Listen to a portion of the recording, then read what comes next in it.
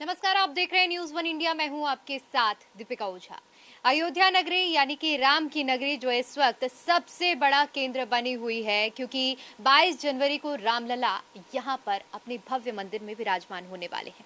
500 सालों के संघर्ष का इतिहास, अयोध्या रक्त रंजित हुई और क्या क्या इसने देखा है, इन सभी का आज नतीजा सबके सामने है कि आज भव्य मंदिर बनकर तैयार है और रामलला अपने उस भव्य मंदिर में विराजमान होने वाले हैं। 22 तारीख को जब पूरे देश और दुनिया की निगाहें अयोध्या पर होने वाली है, प्रधानमंत्री नरेंद्र मोदी के हाथों 84 सेकंड में वो प्राण प्रतिष्ठा होने वाली है। इसके साथ साथ 150 राजनयिक अयोध्या में होने वाले हैं। कुल मिलाकर ये एक अपने आप में ऐतिहासिक क्षण होने वाला है, जिसका इंतजार सदियों से किया गया है। कितने पूर्वजों ने अपने प्राणों की आहुति दी है। अयोध्या जिस तरह से यहाँ पर दिन प्रतिदिन बदलाव हो रहा है और 22 तारीख नजदीक आ रही है, ऐसे में लोगों के मन में 22 को लेकर कई तरह के सवाल भी हैं। आखिर इन सभी सवालों के जवाब ज्योतिष के माध्यम से क्या मिलते हैं, यही जानने के लिए आज हम सीधा हमारे साथ एक प्रसिद्ध ज्योतिषाचार्य जी जुड़े हुए हैं। आचार्य प्रबोध तिवारी जी हमारे साथ जुड़े हुए हैं, जो कि एक प्रसिद्ध ज्योतिषाचार्य हैं। महाराज जी, बहुत बहुत स्वागत है आपका न्यूज़ वन इंडिया पर। आप, हमारे सभी दर्शक आपको सुन रहे हैं। सबसे पहले मैं आपको ये सवाल पूछना चाहूँगी आपसे, क्योंकि 22 जनवरी का दिन बहुत बड़ा ऐतिहासिक दिन होने वाला है, जब 500 सालों के संघर्ष का एक परिणाम मिलने वाला है। ऐसे में आप किस तरह से कल्पना करते हैं 22 जनवरी की? सबसे पहले मैं ये जानना चाहूँगी। बहुत बहुत धन्यवाद आपके चैनल को। जो 500 वर्ष का समय था, सन 80 से हम भी इसका संघर्ष किए हैं। 82 में शिला पूजन कराए हैं, 89-90 में जेल गए हैं, लगभग 1.5 महीना जेल में बंद थे। उसके बाद फिर जब ढांचा विध्वंस हुआ, उसमें भी जेल गए।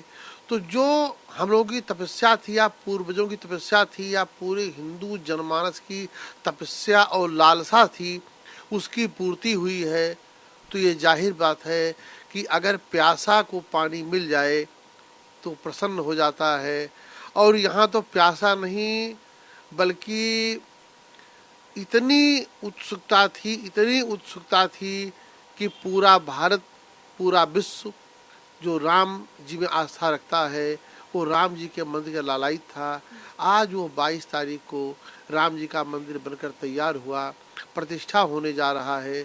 तो पूरे भारत में, समस्त जनता में एक हर्षो उल्लास है और हर आदमी प्रफुल्लित है, खुशी है और अपना खुशी इजहार कर रहा है।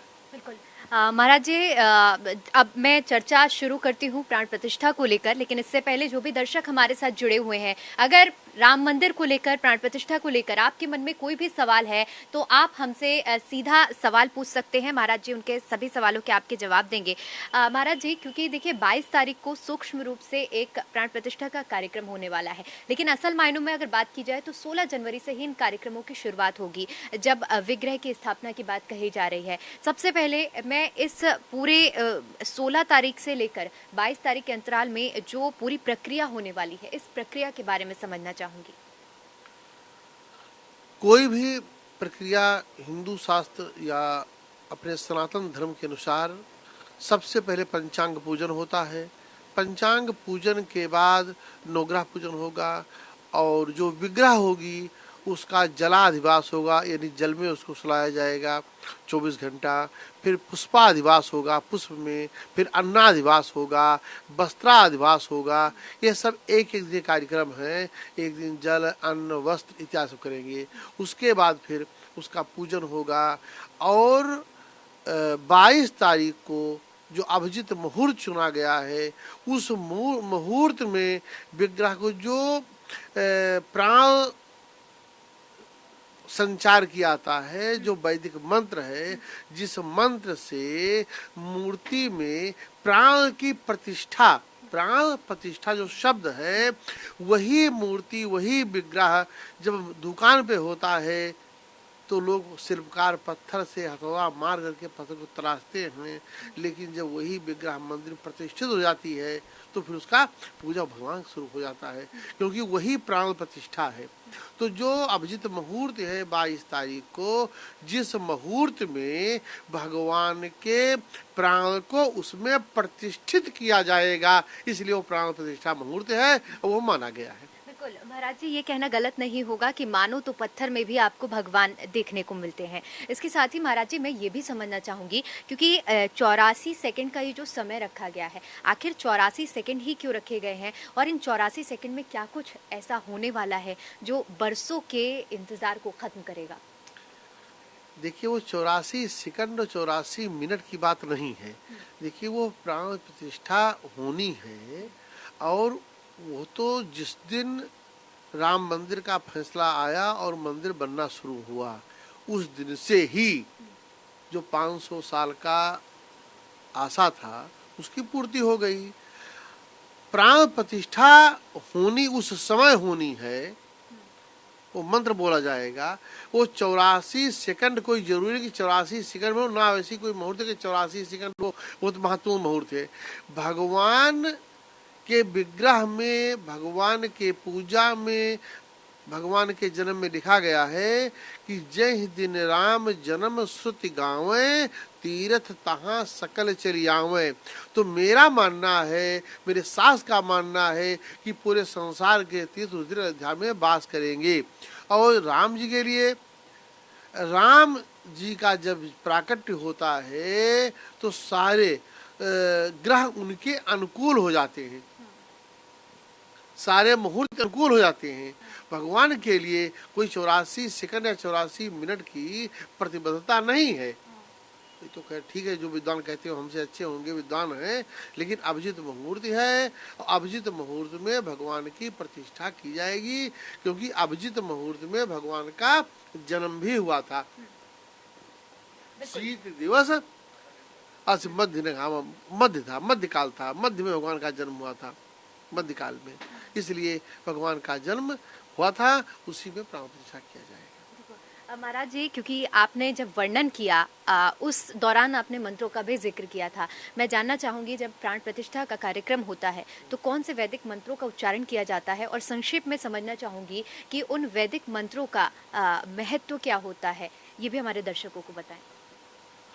देखिए, वैदिक मंत्र जो है, मंत्र महामंत्र है, राम जी का मंत्र महामंत्र है, और मंत्र के बस में सारे देवता हैं। लिखा है कि मंत्र के बस में देवता हैं। महामृत्युंजय हम जपते हैं यहाँ, और आदमी दिल्ली में है, उसे वहाँ आराम मिल जाता है, वो ठीक हो जाता है। और मंत्र ब्रह्मा के बस में है। जो ब्रह्मा की पूजा होती है केवल इसलिए होती है कि मंत्र के बस में भगवान है, और ब्रह्मा के बस में मंत्र है। और जो वैदिक मंत्र हैं वो प्राण प्रतिष्ठा के मंत्र अलग हैं, पंचांग पूजन के मंत्र अलग हैं, जलाधिवास के मंत्र अलग हैं, पुष्पाधिवास के मंत्र अलग हैं, अलग अलग सभी मंत्र हैं। जैसे जन्म के मंत्र अलग हैं, हम लोग वही दाह कराते हैं, उसका मंत्र अलग है, हवन का मंत्र अलग है। सभी वैदिक मंत्र जिस क्रिया के लिए किए जाते हैं उस क्रिया का मंत्र अलग अलग मंत्र है। जैसे सभी देवताओं का, हनुमान जी का मंत्र अलग है, राम जी का मंत्र अलग है, दुर्गा जी का मंत्र अलग है, सभी देवताओं का मंत्र अलग है। किस कार्य के लिए किस मंत्र का आवाहन करना चाहिए, उस मंत्र का आवाहन करके वो कार्य की पूर्ति की जाती है। हमारे साथ आचार्य पंडित राकेश तिवारी जी जुड़े हुए हैं, जो लगातार हमें जानकारी दे रहे हैं कि किस तरह से प्राण प्रतिष्ठा के दिन जो हमारे सवाल हैं उन सभी सवालों का जवाब दे रहे हैं। अगर आपके मन में भी कोई सवाल है राम मंदिर से जुड़े हुए तो आप लोग पूछ सकते हैं। महाराज जी, क्योंकि मैं आपसे ये भी समझना चाहूँगी कि 22 तारीख को जो स्वरूप हमें देखने वाला है, जिनकी प्राण प्रतिष्ठा होने वाली है, जानकारी दी गई है कि 5 वर्ष की रामलला होने वाले हैं और उनकी प्रतिमा को स्थापित किया जाएगा, प्राण प्रतिष्ठा की जाएगी। अब क्योंकि ये सवाल काफ़ी ज़्यादा आम है कि आखिर 5 साल के ही बाल स्वरूप को क्यों चुना गया है, इसके पीछे का क्या महत्व है? भगवान रामलला जो है, रामलला कहा गया है, ये तो कहा था राम लला, लला माने छोटा बालक। आज तक भगवान की मूर्ति पूरे विश्व में कभी भी दाढ़ी मूछ या बुढ़ापा के रूप में आपने नहीं देखा होगा। बंदहु बाल रूप सोई रामू, भगवान की जो वंदना होती है वो बालक के स्वरूप में होती है, क्योंकि बालक निर्विकार है, निर्विवाद है, वो निराकार स्वरूप है। उसके अंदर न कोई लोभ है, न लालच है, न झूठ है, न मिथ्या है, न कलंक है, कुछ नहीं है। इसलिए छोटे बालक को आज भी भगवान का स्वरूप माना जाता है। इसलिए 5 साल का जो स्वरूप है वो सुंदर, सुशील, सुंदर, उनकी बोली देखिए हर बच्चों की क्या होती है। इसलिए भगवान का पूजा जब भी होता है तो बालक के स्वरूप में होता है, और बालक के स्वरूप में ही भगवान की पूजा करनी चाहिए। इसलिए बालक के स्वरूप का विग्रह वहाँ स्थापित किया जाएगा, क्योंकि हम जन्म मनाते हैं, भगवान का प्राकट्य मनाते हैं कि भगवान पैदा हुए हैं। बिल्कुल। अब कुछ बात मैं आपसे करना चाहूंगी राम मंदिर को लेकर, क्योंकि राम मंदिर की जिस तरह से तस्वीरें सामने आती हैं समय समय पर, उसको लेकर भी लोगों के मन में उत्साह है। समझने की कोशिश करूंगी मैं आपसे, क्योंकि जिस तरह से अभी फिलहाल जो तस्वीरें सामने आई हैं उसमें गजानन हाथी को देखा गया है। हनुमान जी जो कि सेवक के तौर पर, अयोध्या के एक रक्षक के तौर पर, राजा के तौर पर देखा जाता है, उनको प्रवेश द्वार पर स्थान दिया गया है। इसका क्या कुछ महत्व है? गणेश जी की सर्वप्रथम पूजा होती है। कोई भी पूजा आप करेंगे तो सबसे पहले गणेश जी की कथा लंबा हो जाएगा, क्योंकि भगवान गणेश जी को यह वरदान मिला था कि भगवान की पहली पूजा, अग्र पूजा जो होगी, शुरुआत वो गणेश जी से ही होगी। इसलिए गणेश जी का विग्रह आगे रखा, गणेश जी का स्वरूप हाथी का रखा गया। हनुमान जी महाराज अयोध्या के राजा हैं। भगवान श्री सीताराम जी महाराज जब गए, परलोक गमन हुआ, तो अपने बेटे को अयोध्या का राज नहीं दिए, क्योंकि गुरु वशिष्ठ ने कह दिया था कि अयोध्या का राज आप अपने बच्चों को नहीं दीजिएगा। तो भरत जी को के बच्चों को दिया मथुरा का राज, कैके को कैके दिया, सुमित्रा के वहां दिया, सभी बच्चों को। लेकिन राम जी अपने बच्चे को कौशाम्बी और श्रावस्ती दिए, अयोध्या का राजा हनुमान जी को बना दिए। दूसरा, हनुमान जी कहते हम साथ चलेंगे, तो भगवान ने कहा कि हमारी जहाँ कथा होगी वहाँ तुम वास करना। तो संसार में कहीं भी भगवान की मूर्ति होगी, चाहे राम की, चाहे कृष्ण की, चाहे शंकर या दुर्गा जी की, तो हनुमान जी का स्वरूप जरूर होगा। अगर कुश्ती मुसलमान भी रहता है तो हनुमान जी का पताका जरूर लगाएगा, अगरबत्ती लगाएगा, क्योंकि हनुमान जी ही सभी विघ्न को दूर करते हैं। गांव में कोई पूजा, छोटा छोटा पूजा होगा, जो पताका होता है वो हनुमान जी का स्वरूप है। बिना हनुमान जी के पूजा के कोई भी पूजा निर्विघ्न रूप से हो नहीं सकती है, क्योंकि रक्षक सैनिक अगर मजबूत नहीं है तो सेना जीत नहीं सकती है।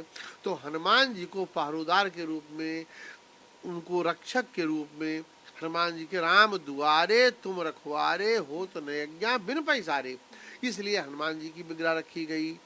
जटायु हनुमान जी के पिता तुल्य हैं।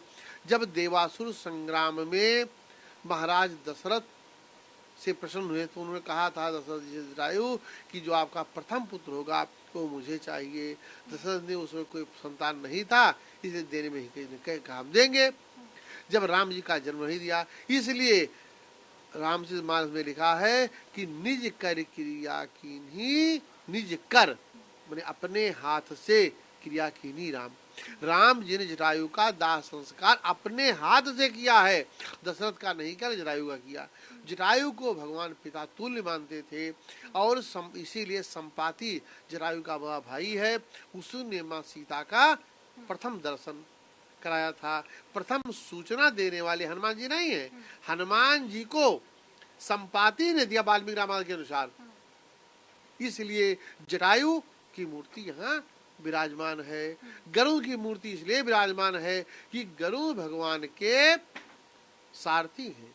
भगवान हमेशा गरुड़ वाहन से ही जाते हैं। गुरुमह अदा इति गरुड़, जो सबसे ज्यादा वजन लेकर चले वो गरुड़ है। और भगवान से ज्यादा वजन को संसार में हो सकता है, तो भगवान के वाहन के स्वरूप में है, इसलिए गरुड़ की प्रतिमा वहां स्थापित की गई है।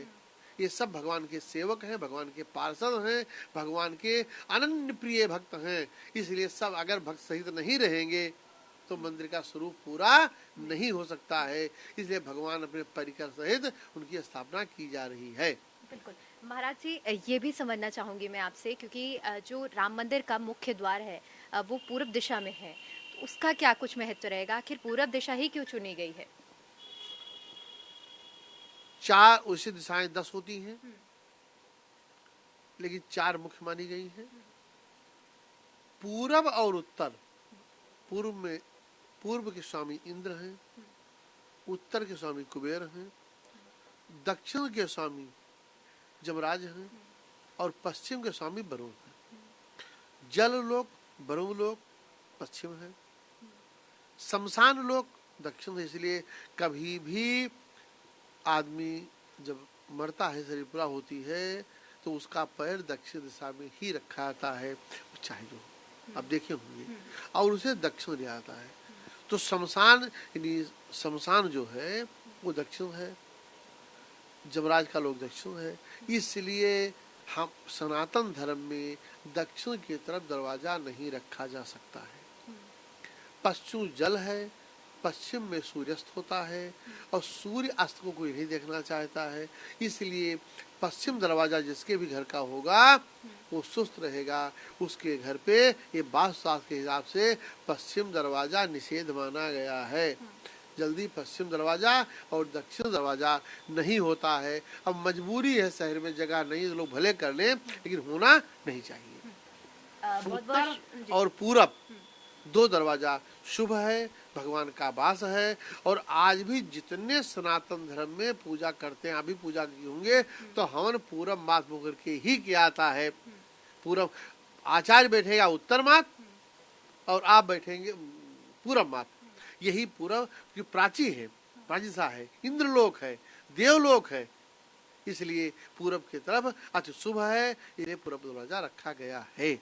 बहुत बहुत शुक्रिया महाराज जी हमारे साथ जुड़ने के लिए और हमारे सभी सवालों के जवाब देने के लिए। उम्मीद करती हूँ कि आज ज्योतिषाचार्य जी जो हमारे साथ जुड़े थे, उन्होंने जो एक आम जनता के सवाल हैं, हमने उनसे सवाल पूछने के लिए, ज्योतिष से जुड़े हुए मैं किसी और दिन आपको अपने कार्यक्रम में लूँगी, वो सवाल जो एक आम जनता राम मंदिर को लेकर मन में कौंध रहे हैं, उन सवालों के जवाब हमने ढूंढने की कोशिश की और महाराज जी से सभी सवालों के जवाब लिए। अयोध्या का इतिहास जिस तरह से रक्त रंजित रहा है, जो संघर्ष अयोध्या ने झेला है, अब वो घड़ी आ चुकी है कि उन संघर्षों का परिणाम मिलने वाला है, एक सुखद परिणाम मिलने जा रहा है। फिलहाल के लिए इतना ही, मुझे दीजिए इजाजत, नमस्कार।